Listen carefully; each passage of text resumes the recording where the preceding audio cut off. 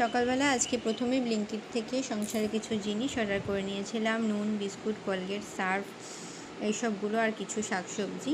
তারপর মামামকে খাইয়ে মামামের চুলটা বেঁধে নিলাম, কারণ গরমে ও খুব কষ্ট পাচ্ছে। আর তারপর আজকে ডিম রান্না করেছিলাম। মামামের বাবা ডিম খুব ভালো না বাসলেও আজকে ওর ডিমটা খুব ভালো লেগেছিল। সকালবেলা উঠে জানো আমি বুঝে উঠতে পারি না কোন কাজটা দিয়ে দিনটা শুরু করব। সকালবেলা উঠে আমি বুঝতে পারি না জানো কোনটা দিয়ে দিনটা শুরু করব। মামামকে ফ্রেশ করে খাওয়াবো, আমি ফ্রেশ হবো, ঘর পরিষ্কার করব, নাকি রান্নার জায়গাটা পরিষ্কার করে রান্না বসাবো। আমার সব থেকে ইম্পর্টেন্ট মনে হয় মামামকে খাওয়ানোটা।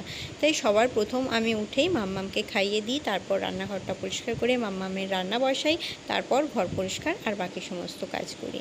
একা থাকতে এইটুকু কষ্ট ছাড়া একা থাকার মতন শান্তি আর হয় না। কেউ তোমার বিষয়ে কোনো কিছুই বলতে আসবে না।